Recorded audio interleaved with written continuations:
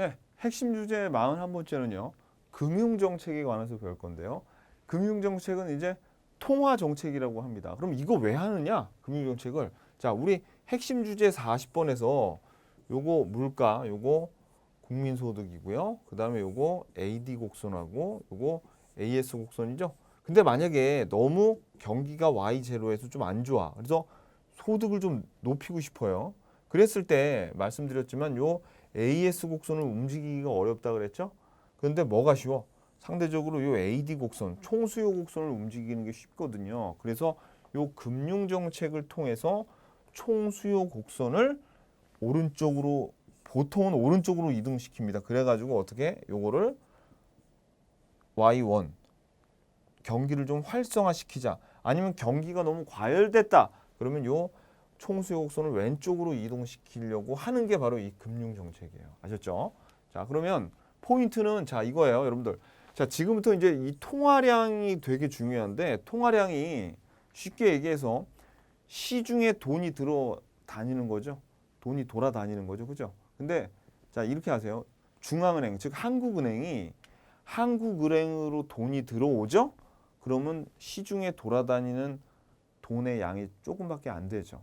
통화량이 줄어든 거예요. 근데 중앙은행이 돈을 밖으로 이제 돈 밖으로 나가면 이 돈으로 시중에서 돈이 돌아다니죠. 그럼 통화량이 더 많아요. 이거 뭐예요? 중앙은행이 주는 돈. 그렇지. 중앙은행에서 본원 통화가 나가게 되잖아요. 우리 배웠잖아요, 우리. 그죠? 본원 통화가 나가게 되고 그 본원 통화를 가지고 승수 효과 등을 일으키면서 통화량이 증가하게 됐었잖아요. 그죠? 통화 승수에서 배웠던 거. 그래서 아무튼지 간에 여러분들은 지금부터 이 금융 정책에서 돈이 한국은행에서 나가면 통화량이 많아지는 거고 한국은행으로 돈이 들어온다. 그러면 통화량이 작아지는 겁니다. 아셨죠? 자, 그래서 금융정책은 이런 물가 안정에서부터 완전고용 등 여러 가지 목표가 있는데 요거를 중간 목표로서 이자라던가 통화량을 관련해서 이런 최종 목표를 달성하려는 이제 그런 시도를 예전에 했었는데 요즘에는 이게 너무 여러 가지를 다 달성하기가 어려우니까 중앙은행의 지상 목표는 최종 목표를 오직 그냥 물가 안정에만 두는 이런 물가 안정 목표제를 두고 있습니다. 최종 목표제로서. 자, 그러면 이런 금융 정책의 수단이 이제 중요한데 크게 세 가지가 있어요. 공개 시장 조작과 재할인율 정책과 지급 준비율 정책이 있는데 그 중에서 가장 중요한 건 이겁니다. 공개 시장 조작. 근데 요즘에는 공개 시장 조작이라 그러면 뭔가 좀 어감이 안 좋아서 공개 시장 운영이라고 부르고 있어요. 자, 가장 널리 사용되는 방식입니다. 어디에서? 선진국에서. 우리나라도 공개 시장 조작을 써요. 우리나라는 사실 공개 시장 이게 왜 공개 시장 조작은 뭐냐면 국채 있죠. 국공채를 중앙은행이 사고 팔면서 국채가 뭐예요? 그렇지. 국공채라는 거는 국가나 또는 지자체 걔네들이 발행을 한 채권이에요. 돈 빌리면서. 그거를 사고 팔면서 통화량을 조절을 하는데 자, 어떻게 하는 거냐? 봐봐요. 중앙은행이 예를 들어서 100억짜리 채권이 있다고 쳐봐요. 채권이 있어. 국채를 가지고 있었어요. 근데 이 채권을 시중은행에게 매각을 하죠. 그러면 어떻게 되냐면 이 100억짜리 채권을 사기 위해서 시중은행들은 100억이라는 현금을 줘야 될 거 아닙니까? 중앙은행에. 그러니까 중앙은행에 돈이 들어오는 거죠. 그러니까 채권을 자, 한국은행이 채권을 매각하면 통화량은 감소해요. 근데 이번에는 이 중앙은행이 시중은행으로부터 국채를 다시 걷어들여요. 국채를 매입을 한다. 한국은행이 매입을 하면 채권이 한국은행으로 가면서 돈 100억이 시중은행한테 가겠죠? 그러면 어떻게 될까요? 그렇죠. 통화량이 늘어납니다. 아주 중요해요, 여러분들. 채권을 매각하면 누가? 중앙은행이 채권을 매각하면 통화량은 감소하고 왜? 돈이 들어오니까. 채권을 매입을 하게 되면 그 매입을 한 채권의 가격을 줘야 되니까 시중에 돈이 통화량이 많아진다. 명심하세요. 너무너무 중요해요. 너무너무 중요한 거예요. 진짜 중요한 거예요. 아셨죠? 자, 그다음에 자, 그런데 이게 말씀드렸지만 선진국에서나 쓰인다. 왜냐하면 채권 시장이 좀 안정적인 곳에서 쓰일 수 있어요. 즉 채권이 어느 정도 물량이 돼야지 이걸 할 수 있다고. 근데 우리나라도 사실 못했었는데 언제부터 이제 스멀스멀 할 수가 있게 됐냐면 IMF 때부터 하기 시작했습니다. 왜냐하면 여러분들 IMF 이전에는 우리나라가 균형 재정을 달성을 했어요. 그 말은 뭐냐면 국가에서 채권을 발행할 필요가 없는 거예요. 왜냐하면 들어오는 세금 내에서 다 해결을 했으니까. 그런데 이제 재정 정책을 하면서 경기를 살리기 위해서 국가가 빚을 지기 시작했어요. 그러려면 재원을 마련하기 위해서 채권을 이제 발행을 국가에서 해야 되거든요. IMF 때부터 국채를 발행하기 시작하면서 국채 시장이 점점 활성화가 돼서 이제 우리나라도 공개 시장 운영으로서 통화량을 조절할 수 있게 됐습니다. 참고적으로. 그다음에 통화안정증권이란 건 뭐냐면 이거는 자 국공채는 국가나 지방자치단체 있죠. 뭐 기획재정부 장관도 좋고 어떤 도, 뭐 부산시 그런 데서 발행하는 게 국공채인데 통화안정증권이란 거는 그야말로 요 통화량만 조절하기 위해서 한국은행에서 발행한 채권을 통화안정증권이라고 해요. 엄밀하게 얘기해서 국채는 아닙니다. 이거는. 자, 그다음에 환매 조건부 채권이라는 게 있는데 이게 RP예요. 그래서 이게 사실은 조금 내용을 깊이 파고 들어오면 피곤한데 여러분들은 그냥 이것만 알아보세요. 자, 환매가 뭐예요? 환매가 어떤 거를 팔았는데 이거를 다시 사들인다는 거예요. 다시 사들인 거야.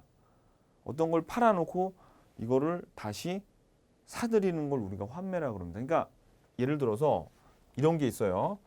RP 7일물 혹은 RP 뭐 3개월짜리 뭐 이렇게 있는데 예컨대 RP 7일물이라는 건 뭐냐면 자, 한국은행이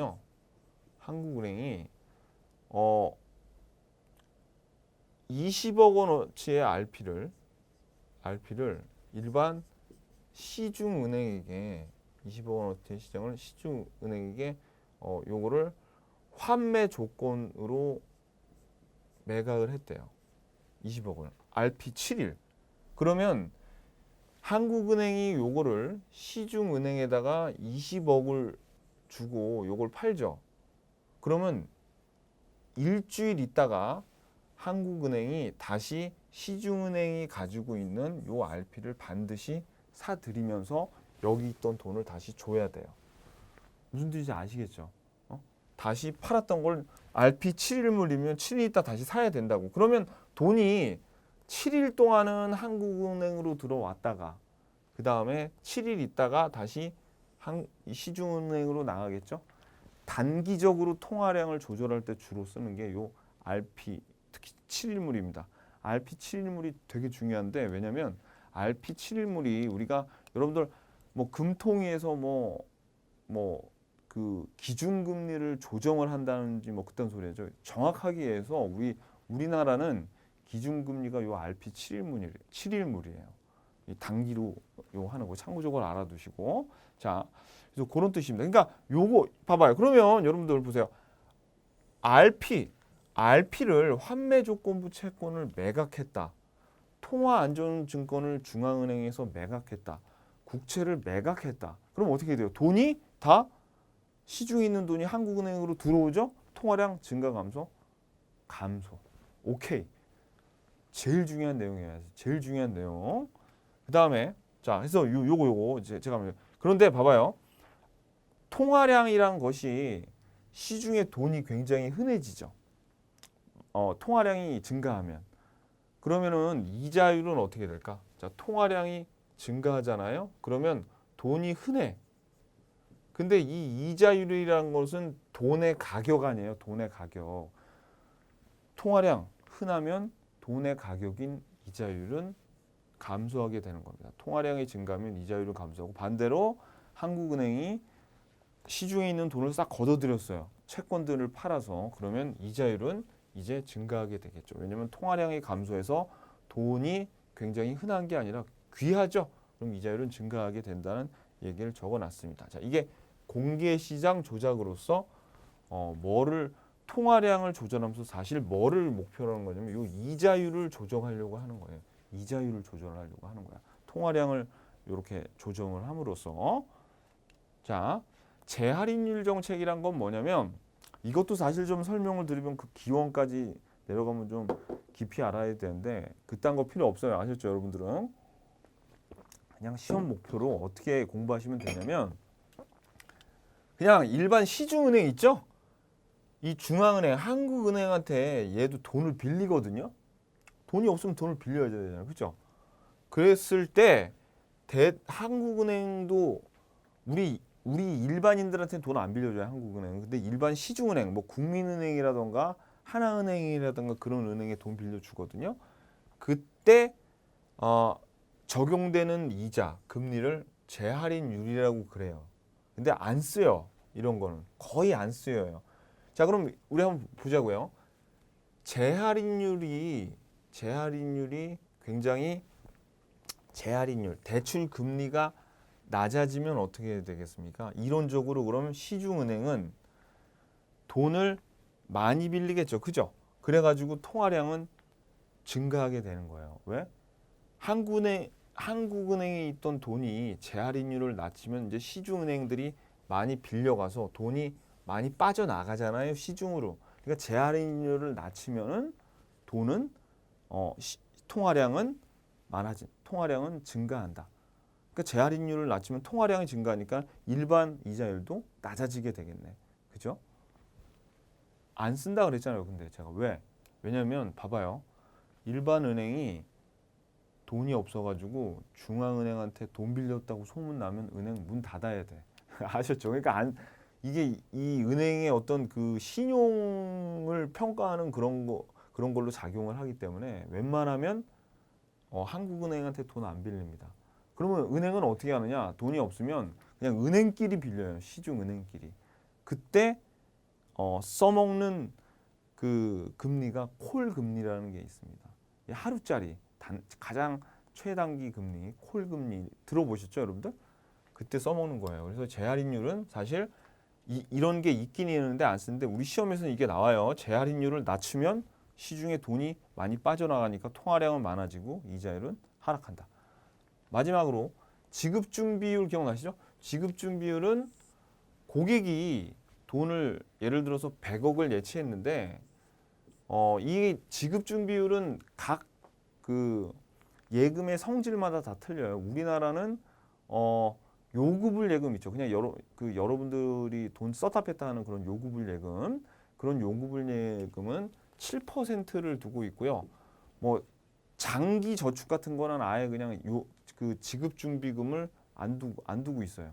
그래서 다 틀려요. 근데 평균적으로 한 3%인가 그래요. 3%인가. 근데 요구불 예금은 7%고. 근데 이 지급준비율이란 게 예컨대 100억인데 지급준비율이 7%면 은행의 고객이 100억 예금하면 언제 이 고객이 돈 달라고 올지도 모르잖아요. 그러니까 7억은 놔둬야 돼. 그러니까 이 7%죠. 100억의 7%죠. 그걸 우리가 지급준비율이라고 합니다. 그럼 이것도 마찬가지네. 지급준비율이 높아요. 높으면은 이 8%, 자, 근데 이 지급준비에서 우리가 한국은행 그 중앙은행에다가 꼭 그 놔둬야 되는 법정 지급 준비율이 있거든요. 그래서 보통 그냥 우리가 지급 준비율이라고 하면 법정 지급 준비율을 얘기한다고 치고 그러면 한국은행에 그죠? 이것도 마찬가지예요. 7%만 넣어뒀으면 되는데 지급 준비율이 5%래 봐요. 그러면 이 5%는 한국은행에 있잖아요. 그러니까 아까 7%보다는 시중에서 돈이 많이 돌아다니겠네. 그러니까 통화량이 많아지는 거죠. 그리고 이자율 낮아지는 거죠. 지급 준비율이 이제 10%로 높아졌어. 그러면 어떻게 된다? 10%로 높아지면 그러면 한국은행이 100억 중에 10억은 갖고 있어야 돼. 그럼 한국은행에 돈이 더 많이 들어왔죠. 그러면 어떻게? 시중에 돈이 더 적잖아요. 그죠? 그러니까 이자율도 올라가겠네. 통화량이 적어들어서. 그러니까 봐봐요. 지금 우리가 이거 좀 꼼수인데 봐봐요. 재할인율이죠. 그다음에 지급준비율이죠. 이 율을 높이면 이자도 율이잖아. 이자율이잖아. 이자율도 같이 높아지게 돼 있어요. 요 지급준비율, 재할인율을 낮추면 이자율도 낮아진다. 통화량은 근데 반대잖아요. 그죠? 통화량이 많아져야 지급 재할인율을 높이면 통화량이 적기 때문에 이자율이 올라가는 거고 지급준비율이 높아지면 통화량이 작아져서 이자율도 올라가는 거죠. 그죠? 그러니까 여러분 꼼수인데 율 하면은 이자율도 올라간다. 같은 방향이다. 이렇게 암기하시면 됩니다. 아셨죠? 자, 근데 이것도 안 써요. 잘. 그래서 뭐라 그랬냐면 공개시장 조작을 쓴다고. 우리나라는 재할인율 안 쓰고 그다음에 지급준비율 정책도 안 써요. 이게 언제 바뀌었냐면 2007년에 원래 5%였다가 지급준비율을 7%로 높였거든요. 왜냐면 이때 그 거품이 일어나가지고 그때 금융위기 때 조정된 이후로 그때 아직 계속 유지. 왜냐면 여러분요 이 지급준비율을 이거를 조정한다는 것은 엄청난 일입니다. 엄청난 일이에요. 왜냐면 봐봐요. 이 지급준비율이 한국에 있는 모든 은행에 돈을 예를 들어서 한 2%만 올려도 얘네들이 가지고 있는 게 몇십 조 되는 거죠. 그죠? 100조 막 그렇게 될 거 아닙니까? 그 중에서 2조를 묶어두는 거야. 전체적으로 다 그렇게 하면. 그러니까 엄청난 거예요. 그래서 지급준비율을 함부로 건드릴 수는 없는 겁니다. 그래서 잘 안 써요, 이것도. 그래서 공개시장 조작을 쓰는 겁니다. 주로. 자, 네, 핵심 예제 1번 한번 볼게요. 다음 중 통화량의 감소를 가져오는 게 뭐냐? 자, 통화량의 감소를 가져오려면은 중앙은행이 돈이 들어와야 되겠네. 중앙은행 쪽으로 한번 볼까요? 자, 금융기관이 중앙은행으로부터 중앙은행에게 라겠네. 중앙은행으로부터라 그러면 중앙은행에게 그죠? 환매 조건부 채권을 매도하는 경우. 그러니까 금융기관이 중앙은행에게 이 환매 조건부 채권을 팔았죠. 팔았으니까 중앙은행이 돈을 줬겠네. 금융기관한테. 그러면 한국은행에 있는 돈이 시중으로 나간 거네. 그러니까 통화량이 늘어나겠네. 그죠? 통화량이 늘어나요. 감소하는 거 찾는 거니까 아니네. 중앙은행이 법정 지급 준비율을 인하했으니까 돈이 더 많이 나가겠죠? 통화량 증가하네. 중앙은행이 국공채를 매각을 하니까 돈은 중앙은행으로 들어오겠죠? 그러니까 감소. 답은 3번이네. 감소하는 거 찾는 거니까. 자, 이것도 볼까요? 수출업자들이 외화를 원화로 환전한대요. 자, 이것도 여러분 잘 보세요. 수출업자들이 외화를 환전을 하면 어디다 환전하냐면 일반 시중은행에 주죠. 그럼 일반 시중은행은 봐봐요. 이게 은행이고 이게 중앙은행이에요. 한국은행이야. 그러면 이게 수출업자죠. 그러면 업자가 예를 들어서 100달러를 바꿔주세요 하면은 은행은 어떻게 100달러니까 한 10만 원 정도 되나? 10만 원 정도 주고요. 그다음에 이 은행이 또 요 달러를 갖고 있어봤자 뭐예요, 은행이. 그죠? 그러니까 중앙은행에 또 100달러를 주면서 나한테도 10만 원 주세요 했어. 그럼 중앙은행에 달러는 들어갔지만 원화는 지금 나왔죠. 그러니까 통화량이 증가한다고요. 그러면 수입업자들이 외화를 환전해서 수입업자들이 가져갈 때는 대려 어떻게 해요? 그 통화량은 감소하겠죠. 외국 돈은 나와봤자 소용없어요. 우리 통화량을 늘리는데 한국 돈만 소용이 있는 거지. 중앙은행이 재할인율을 인하했다네. 그러니까 돈 더 많아지겠네. 그죠? 오케이. 그래서 답은 3번입니다. 자, 그 다음에 자, 이건 그냥 참고로 아세요. 이게 예전에는 우리나라가 중간 목표 관리제를 해가지고요. 이런 정책 수단을 가지고 중간 목표로 이자율과 통화량을 정해 가지고요. 최종 목표로 이런 것들을 하려고 했으나 사실 이제 굉장히 금융 환경이라던가 경제 상황이 복잡해지면서 얘네들과 얘네들의 관계가 굉장히 이렇게 딱 떨어지질 않게 됐어요. 서로 막 이렇게 그러니까 불확실하게 된 거야.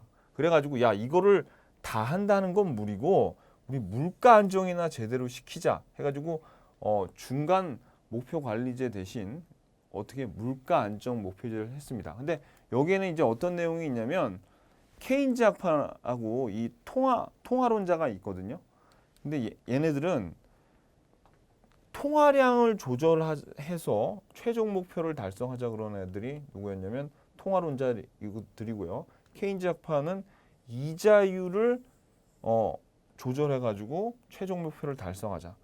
이제 이런 서로 논쟁을 벌였는데 결론적으로는 통화량 자체를 조절하고 이자율을 신경을 안 쓰게 되면 어떤 일이 벌어지냐면 요즘에 여러분들 금융 상품이 엄청나게 발달을 했죠. 그래서 통화량을 조절한다는 게 굉장히 어려워졌어요. 어떤 확실한 기준이 되는 이자율을 가지고 통화 정책을 하는 게 훨씬 쉽기 때문에 요즘엔 이자율을 가지고 합니다. 그래서 자 우리가 물가 안정 목표치라는 거는 중간 목표 그딴 거 필요 없이 우리가 공개 시장 조작 우리가 배웠던 거 그런 것들을 통해서 물가 안정이나 시키자 이 얘기예요. 자 그래서 자 우리나라는 이제 어떤 식으로 하느냐 아까 말씀드렸지만 한국은행에서 이 기준금리를 조정을 합니다. 이 한국은행 기준금리가 정확하게 얘기해서 말씀드렸던 그 RP7일물을 얘기하는 건데 그걸로 조절을 하게 돼 있어요. 그러면 이제 통화량이 조정이 되니까 물가를 조절을 할 수 있게 되는 거죠. 근데 우리나라는 3년 단위로 물가를 정합니다. 3년 단위로 물가를 정해서 우리가 중기 안정 목표라고도 한다. 참고로 알아두세요. 자, 그래서 금융 정책의 파급 효과를 한번 좀 볼게요. 이게 5가지가 있는데 금리 경로, 자산 가격 경로, 환율 경로 뭐 이런 5개가 있어요. 이거를 하나씩 살펴보도록 하겠습니다. 자, 우리가 금리 경로라는 건 뭐냐면 기준금리를 이제 한국은행에서 인하를 하게 되죠. 뭐를 팔아가지고 그 금융상품이나 공개시장 조작을 통해가지고 막 이렇게 사고 팔고 해가지고 금리를 인하를 시키려고 그래요. 이 말은 뭐냐면 너무 지금 경기가 안 좋으니까 금리를 인하를 시키면은 어떻게 되냐면 한국은행의 이 기준금리가 낮아지면 콜금리 그 은행끼리 거래하는 콜금리도 낮아지고 모든 금리들이 도미노처럼 다 낮아집니다. 이 기준금리가 낮아짐으로 해서 그러면 결국 시중에 있는 보통 대출 금리도 인하가 되겠죠. 그러면 투자와 소비 지출이 증가하게 돼. 투자와 소비 지출이 증가하면 요거 뭐예요? AD C 플러스 I 플러스 G X 마이너스 M에서 요 투자 지출이 증가하고 소비 지출이 증가하네. 그럼 AD 곡선이 우측으로 이동하겠죠? 그죠? AD 곡선이 우측으로 이동해. 그러니까 총 수요 증가라는 얘기예요. 그래서 우리가 하고자 하는 게 아까 총 공급 곡선과 총 수요 곡선가 있으면 이걸 움직여야 된다 그랬잖아요. 쉽게. 그래서 요게 이렇게 움직여서 증가를 하게 되는 거예요. 우리 국민 소득이 알았죠? 그거 하려고 이 내용을 읽어보시면 그겁니다.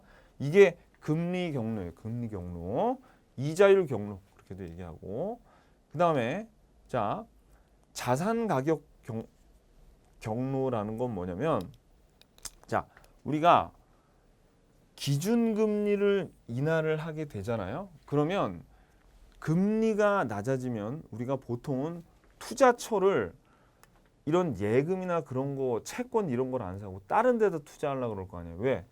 금리가 낮다고 하는 것은 곧 채권의 가격이 상승한다는 얘기고요.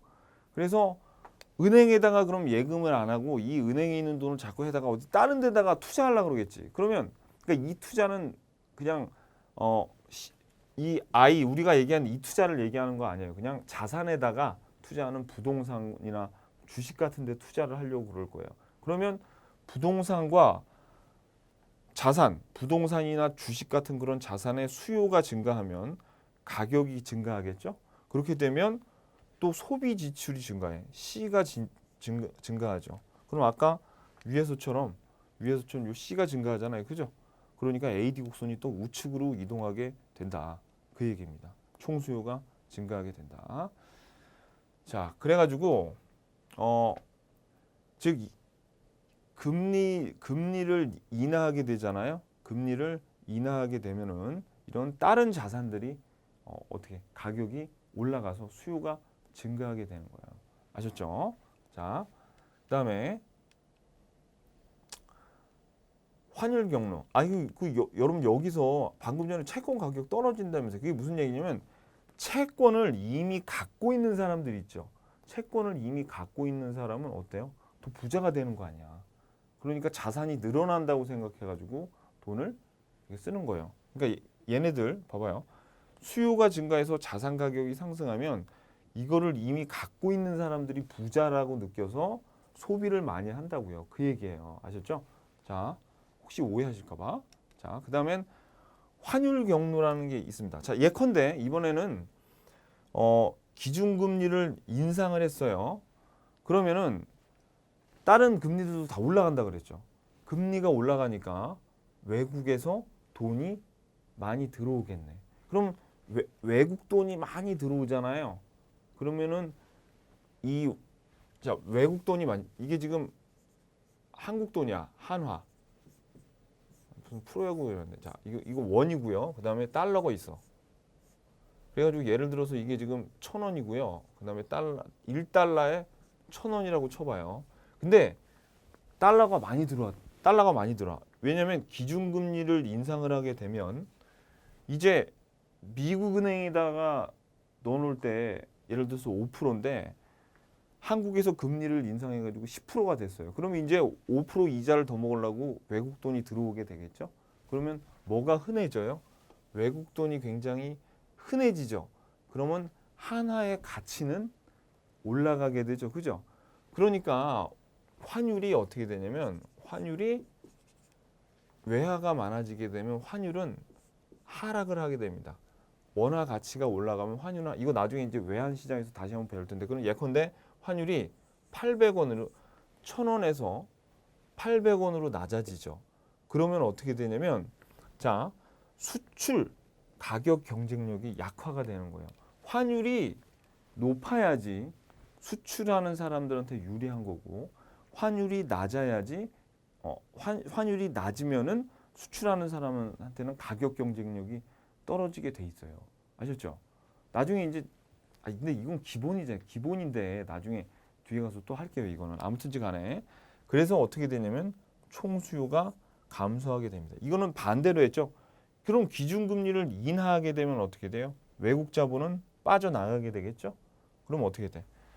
자, 그러면은 가격 경쟁력이 강화돼서 순수출이 증가. 순수출이 증가하면 우리 X-M에서 요 지금 수출이 변하는 거 아니에요. 그러니까 이것도 총 수요를 움직일 수 있는 거예요. 이런 환율 경로를 통해서. 자, 그다음에 신용 경로라는 거는 뭐냐면 이렇게 그 통화 정책을 통화량을 확대시키기 위해서 중앙은행이 돈을 풀었죠. 그러면 이제는 은행에서 그동안 신용도가 아주 초 A급만 돈을 빌려주다가 A급까지 돈을 더 빌려줄 수 있단 말이에요. 그러면 이제 기업이나 가게들이 더 투자와 소비를 확대하게 되죠. 그럼 이것도 지금 총수요를 구성하는 요소니까 총수요가 증가하게 되는 거고요. 즉 AD 곡선이 우측으로 이동하게 되는 거고요. 그 다음에 자 마지막으로 기대 경로라는 게 있습니다. 기대 경로는 뭐냐면 한국은행이 이제 기준금리를 딱 낮추죠. 그러면 이거 한국은행이 물가가 지금 높으니까 너무 높으니까 기준금리를 기준금리를 낮추면 물가 상승 낮춘다는 거는 물가를 좀 이게 낮추면이 아니지 한국은행이 기준금리를 높이면으로 해야 돼 지금. 자 높이면 물가 상승률을 낮추려고 하는 거 아니야? 라고 해석을 하게 되겠죠. 그렇게 되면 사람들이 물가 상승이 실제로 낮을 것이라고 미래에 대한 기대를 하게 돼요. 그럼 미래에 대한 기대를 하게 되면 실제로 제품의 가격이 남들이 다 그렇게 생각하니까 떨어지게 되어 있습니다. 그래서 일종의 자기 실현적 기대라는 거죠. 그러니까 이건 무슨 얘기냐면 이거예요. 예를 들어서 우리가 주식 시장에서 이런 거 많이 나타나는데, 야, 저 주식이 오를 것 같은데 라고 너도 나도 다 생각하면 그 주식을 서로 사게 되죠. 그래서 실제로 주식 가격이 오르잖아요. 그거랑 마찬가지입니다. 이걸 기대 경로라고 합니다. 자, 그 다음에 자, 이제 핵심 예제 2번 한번 풀어볼게요. 화폐 금융정책 또는 통화정책에 대한 설명으로 옳지 않은 것은 화폐 공급량이 감소하면 기업은 신규 투자를 축소한다. 이거 맞아요? 모르겠죠, 이거. 자, 이게 뭐에 관한 얘기냐면 이 투자 얘기가 나오면 일단 여러분들은 이자율이 어떻게 되지 그 생각을 하셔야 돼요. 근데 화폐 공급량이 감소하면 이거 어떻게 된다고 그랬어요? 우리 화폐 시장을 한번 볼까? 화폐 시장이 여기 이자율이고 요거 지금 통화량이잖아요.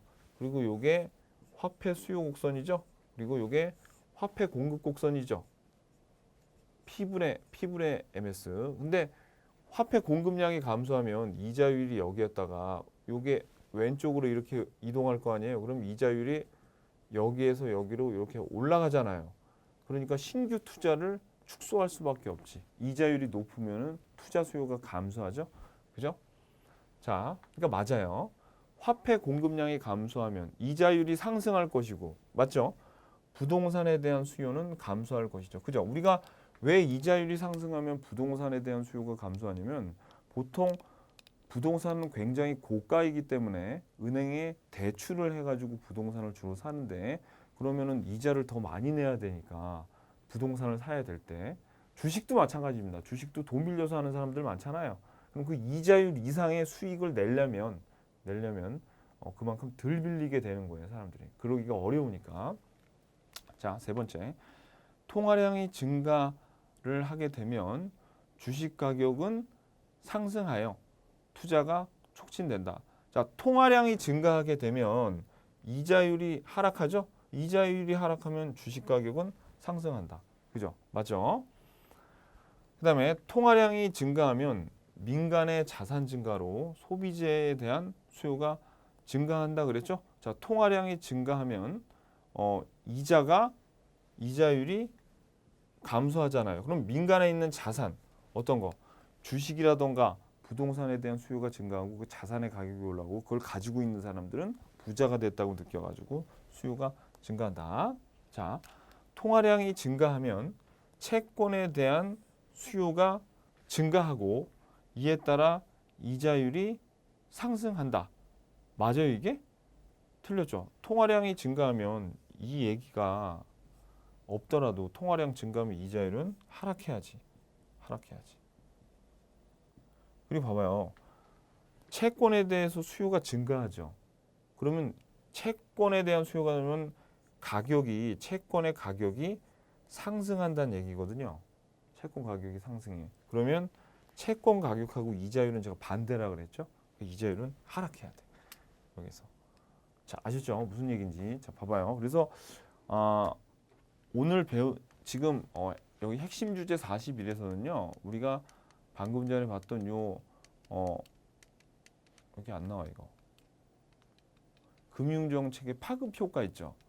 요거 5개 요거 이해하시고 그 다음에 또 우리가 앞에서 봤던 거 그 공개시장 운영 그거 있죠. 거기에서 명심하셔야 될 건 진짜 이거 한국은행으로 돈이 들어오면은 어떻게 해요?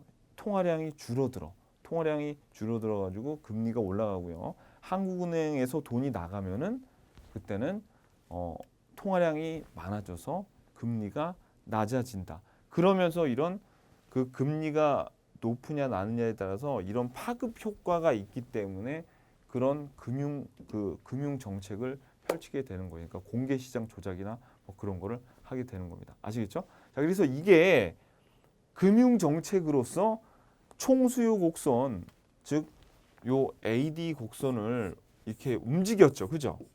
근데 핵심 주제 42에서는 재정 정책이라는 거를 또 배울 겁니다. 그 재정 정책은 이런 금융 정책은 한국은행이 하는 거죠. 근데 재정 정책은 정부에서 하는 거예요. 정부에서 세금을 깎아준다던가 아니면 정부 지출 우리 C 플러스 I 플러스 G에서 요 정부 지출을 늘리거나 줄여가지고 그래서 우리가 다음 시간에 재정 정책에 대해서 살펴보도록 하겠습니다.